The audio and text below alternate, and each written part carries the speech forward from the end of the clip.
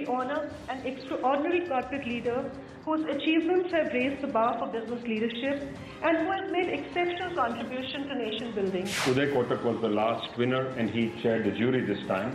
And this is what we've done each time. The winner has agreed to chair the next jury. So the jury itself is of a very high order of individuals. AIMA JRD Tata Corporate Leadership Award for 2016 to Mr. Natarajan Chandrasekharan, Chairman Tata Sons.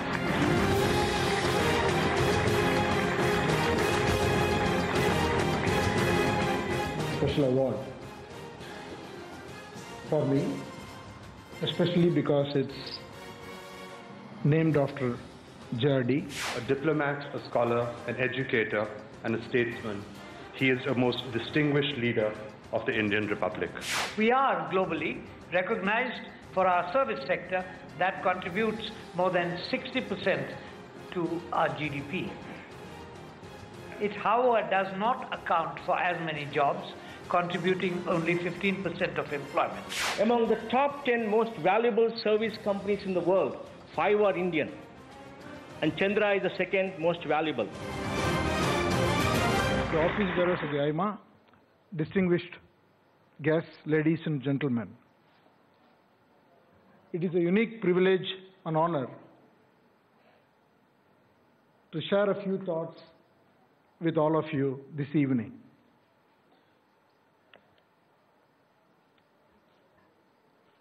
It has been a great privilege for me to have received the AIMA JRD Tata Corporate Leadership Award for 2016. I want to thank the jury for selecting me for this honor. As I said, it is special for me because it is named after JRD. Even in our group, the highest award given to our group companies that excel at highest levels is named after JRD. It's called the JRD QB Award, and it is given out on the 29th July every year for a company which wins that particular award. See, today we are going to talk about leadership, and JRD has exemplified leadership in multiple dimensions. One area that was close to his heart is excellence. And the famous quote that everyone probably remembers, I quote, "One must forever strive for excellence or even perfection in any task, however small, and never be satisfied with second best." All of us who run businesses know how true this statement is if you want to build world-class companies. And even more, we know how hard it is to achieve this level of excellence and stay there in order to survive competition and continue to succeed. Now, talking about leadership, there are many facets of leadership one can talk about. And leading excellence is one of them. Setting up an audacious vision or rallying people towards that vision or driving people towards a larger purpose, and you can go on and on. But to me, the most inspiring thing about leadership is that aspect which I call as aspiration. If you look back at history, anything that has been achieved very significantly is because someone thought something special must be achieved and set an aspiration or a goal and made people believe in that aspiration. When something like that looks totally impossible. In our own group, if you look at Jamsetji, Jamsetji set some amazing aspirations. He thought that India should produce steel, and he aspired that we should produce electricity from the falls in the Western Ghats and light up his own city, Bombay. And he wanted to set up the most advanced science and technology institute in the country. All this when any one of these would have looked totally impossible.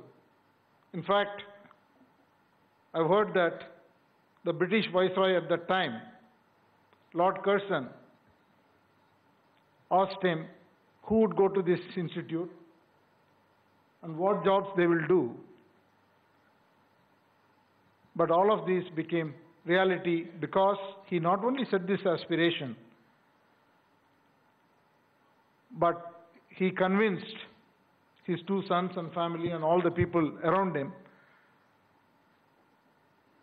so that they carried forward his vision to make it a reality.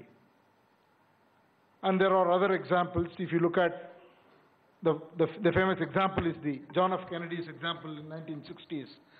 In 1961, he challenged the American people to put a man on the moon. And on the face of it, it looked very impossible, but within that decade in 1969, it did happen. So I think if we want to do extraordinary things, we need to believe in the power of aspiration. If you take India, I think we are in a very, very unique place.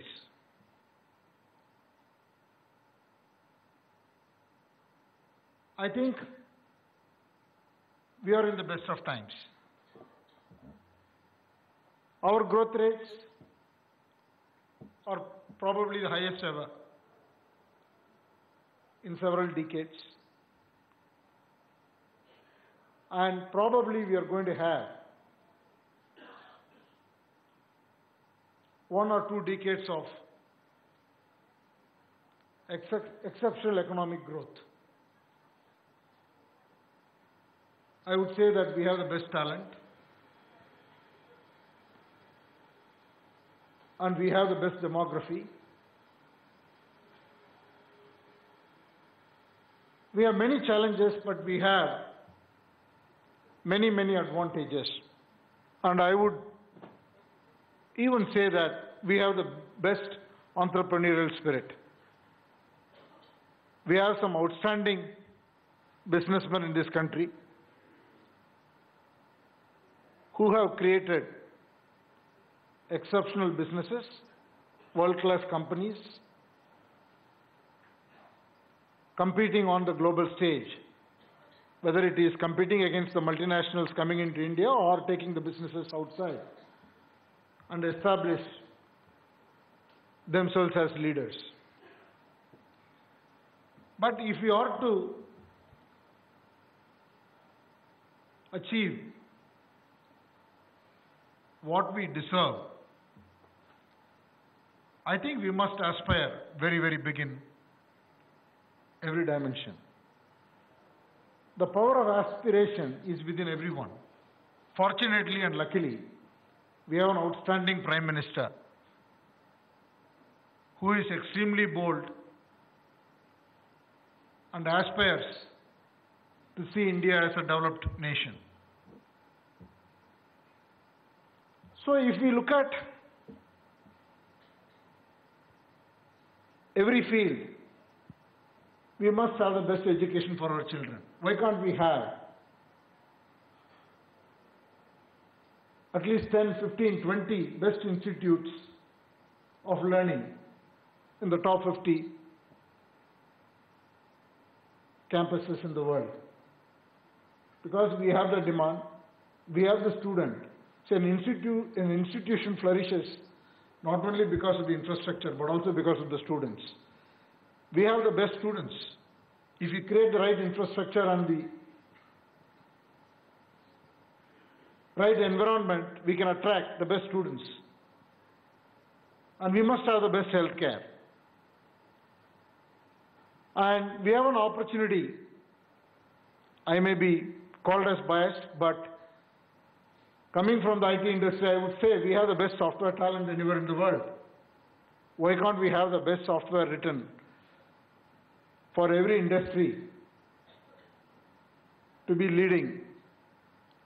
Whether it is manufacturing, we talk about Industrial 4.0, we talk about best healthcare, we want the best analytics, we want the best analytics to determine every particular disease and the best medical access to be available, because our problem is access. We are never going to solve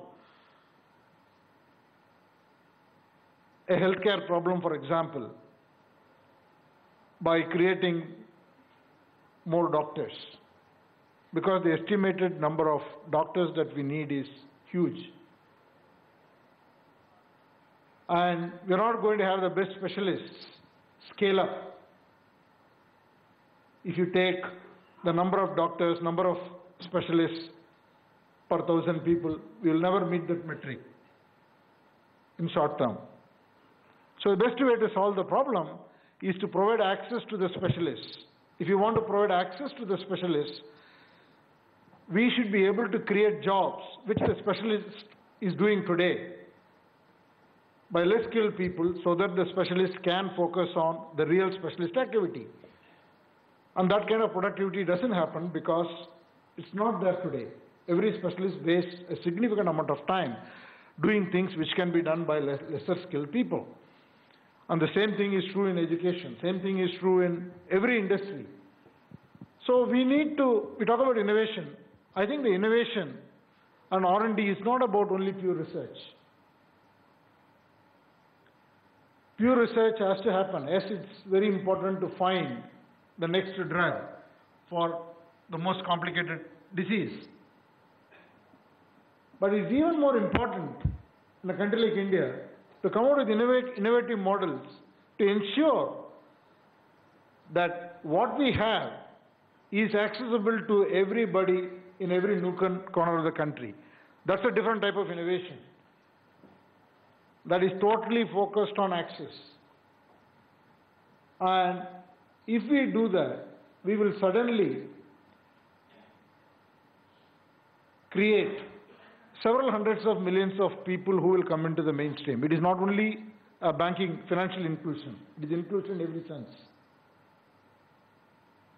And so for that, in every field, we need very high aspirations. We cannot settle for just aspiration in one level. So we need people at every level aspire. Leadership is not just at the company chairman level or CEO level or the head of state. Leadership is at every level. It has to be there in every city. It has to be there in every region. It has to be there in education. It has to be there in science and technology. It has to be in healthcare. And we need to create a talent pool. Believe it or not, we will have the best talent not only for the country, for the world for the next 20, 30 years. Just because of the youth we have in our country. So how do we look at transforming all these people, not only skilled, but develop some leadership qualities in them so that they aspire for bigger things?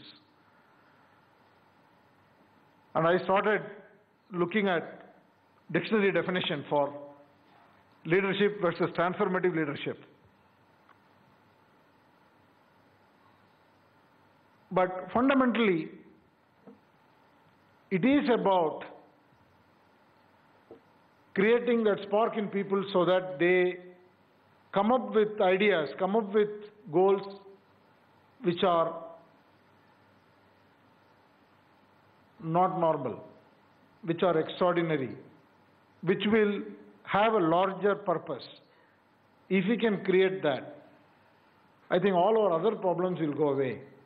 I think we are not going to solve the jobs problem by saying that we have to create more jobs. We are going to solve the jobs problem by creating leaders who will aspire at every level, because they will create businesses and they will create initiatives, and initiatives can be started as social businesses, but they will produce money eventually, and it will create jobs. It will kind of feed into each other. So that kind of a ecosystem is what we need. So it will require innovation in the area of access. I keep repeating it. It is not about pure R&D. Not for a minute I am saying that we should not invest in PhDs or in pure science research, etc. But we need to focus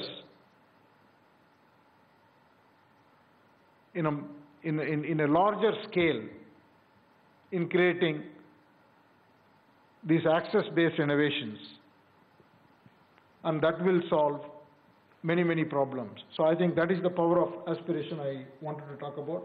I think if we do that, we will achieve what our Prime Minister is aspiring to achieve. And not only that we will achieve success, but we would have created a momentum that will take this country beyond this decade, beyond the next 20 years, and the momentum will carry on to make India the most innovative place and the place where everyone will want to come. Not only the Indians want to live, but it will attract people from all over the world. And that is the opportunity we have. Thank you for listening.